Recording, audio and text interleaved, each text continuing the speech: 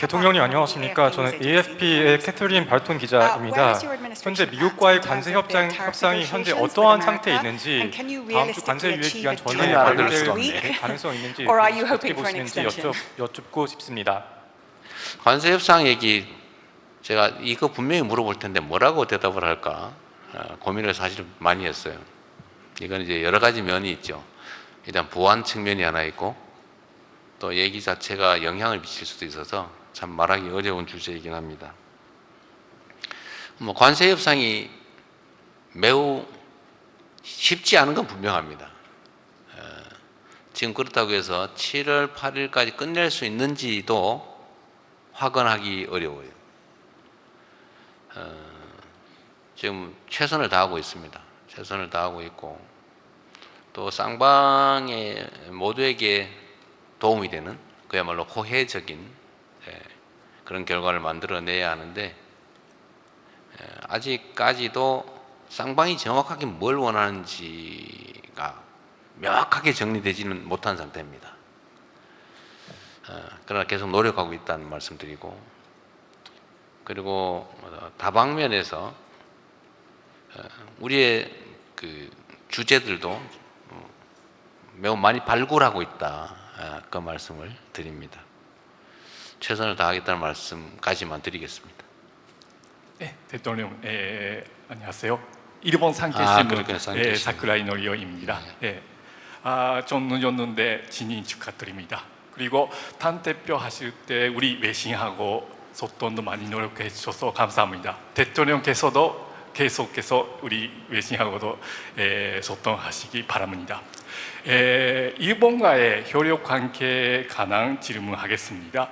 대통령께서는 그 한미일 협력, 일본과의 협력을 늘 강조해 오셨는데 특히나 일본에서는 북한 문제에 있어서 일본이 납치자 문제의 해결을 최우선하고 싶다고 그렇게 말하고 왔습니다. 그 북한 인권 문제에 있어서 한국과 일본은 어떤 협력을 할 수 있는지, 그리고 안보 문제에 있어서는 일본과의 어떤 협력을 할 수 있는지, 특히 올해는 그 한일 수교 60주년 됐습니다. 그리고 한국에서는 간복 80년 됐는데 일본과의 옛날처럼 김대중 오부치 선언처럼 공동 문서 같은 거 마련하실 생각이 갖고 계시는지 궁금합니다. 감사합니다. 네, 질문 감사드리고요. 한일 관계에 관해서는 참 예민한 의제들이 많죠.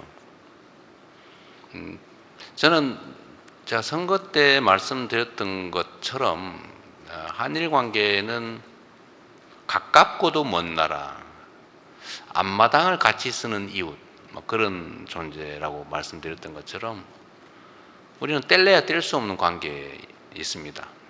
또 자유민주 진영의 일원이기도 합니다. 그래서 또 하나는 북한의 핵과 미사일 위협에 노출되어 있다는 점도 똑같죠. 또 미국과의 관계에서 특수한 동맹관계에 있다는 점도 같습니다.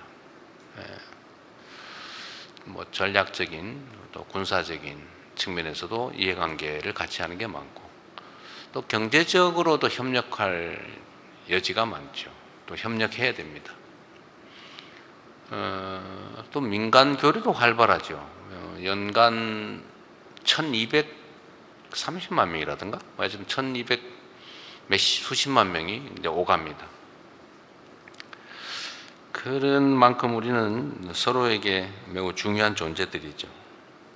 그런데 또 한편으로는 과거사 문제를 아직 서로 청산하지 못하고 서로 그 과거사 문제 때문에 고통받고 있습니다. 대한민국도 고통받지만 아마 일본도 괴롭지 않겠어요? 좀 말끔하게 정리를 못하는 것도 괴로움의 일부죠. 또 독도를 둘러싼 영토 논쟁도 많죠. 영토 분쟁이라고 할 수는 없어요. 대한민국이 실효적으로 지배하고 있는 명확한 대한민국 영토이기 때문에 분쟁은 아니고 논쟁이 조금 있는 거죠. 이런 갈등 요소도 있긴 합니다만 저는 이 두 가지를 뒤섞을 필요는 없다고 생각해요. 그 문제는 그 문제대로. 그러니까 말씀드렸던 것처럼 전쟁 중에도 외교는 한다, 대화는 한다, 협력할 건 한다. 오른손으로 싸워도 왼손은 서로 잡는다. 저는 이런 유연하고도 합리적인 태도를 가져야 된다고 생각합니다.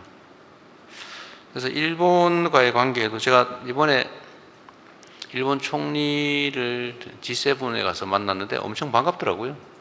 근데 그분이 어떤 생각을 저에 대해서 했는지는 잘 모르겠는데 제가 상상을 해보기로는 아마 꽤 경계심을 갖고 계시지 않았을까 그런 생각을 해요. 저는 전혀 그럴 필요가 없다는 걸 꼭 보여주고 싶었죠. 협력할 분야가 많이 있다. 예를 들면 북한의 핵 미사일에 대응하는 안보 문제에 관해서 당연히 협력할 게 있죠. 서로에게 도움되는 길을 찾아야 될 겁니다. 경제적으로도 협력할 게 많죠. 서로에게 도움되는 방향으로. 서로에게 저쪽은 손해를 보고 나는 그 손해를 통해서 이익을 보자 이런 관계가 아니고 서로 저쪽도 이익이고 우리도 이익되는 그런 게 있죠. 두 가지 문제는 좀 분리했으면 하는 게 제 생각입니다. 얼마든지 가능하다고 생각해요. 김대중 오부지 선언과 같은 좀 한일 관계에서 명확한 관계 설정을 해놓으면 좋겠다. 그 점에 전적으로 동의하죠. 저도 계속 노력할 겁니다. 이번에도 사실은 좀 빠른 시간에 일본에 한번 갈 생각이었는데 일본이 선거 때문에 매우 바빠졌다고 해요. 그래서 지금 얘기를 하다가 좀 날짜를 확정을 못하고 있는 상태입니다. 셔틀 외교 보고는 제가 먼저 얘기한 거예요.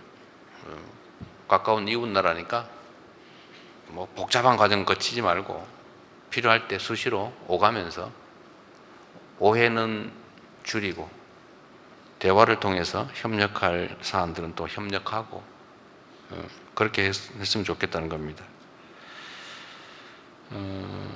북한 인권 문제에 대해서는 예를 들면 북한의 인권 문제인지 북한과 관련된 인권 문제인지 좀 불명확하긴 합니다만 일본의 납치자 문제에는 관심이 매우 높은 걸 제가 압니다. 이시바 총리께서도 그 말씀을 전화 통화할 때 하셨던 것 같아요. 우리로서야 당연히 그게 뭐 북한이든 어디든 간에 이런 인권 침해 문제에 대해서는 해결하는 게 좋겠죠. 또 일본의 납치된 가족들 또 당사자들의 그 억울함은 가능하면 풀어주도록 하는 게 맞고 또 우리 정부로서도 할 수 있는 게 있다면 또 협력하는 게 또 맞겠죠. 근데 우리가 뭘 협력할 수 있을지는 잘 모르겠지만 어쨌든 납치자 해결을 위한 일본의 노력에 공감한다. 그 점은 분명하게 말씀드릴 수가 있습니다. 북한도 꽤 노력을 하는 것 같던데 그거를 부인하거나 또는 거부하거나 그런 건 아닌 것 같아요. 잘 해결되기를 바랍니다. 북한 내의 인권 문제는 사실은 매우 복잡하죠. 우리 대한민국 국내의 인권 문제도 잘 해결해야 되겠죠. 북한의 인권 문제도 우리가 개별 사안에 대한 관심도 필요하겠지만 북한의 인권 문제는 북한 대중들의 삶을 개선하는데 인도적 지원을 하는 것도 역시 북한의 인권을 개선하는 데 도움이 될 수 있지 않겠느냐 그런 생각도 합니다.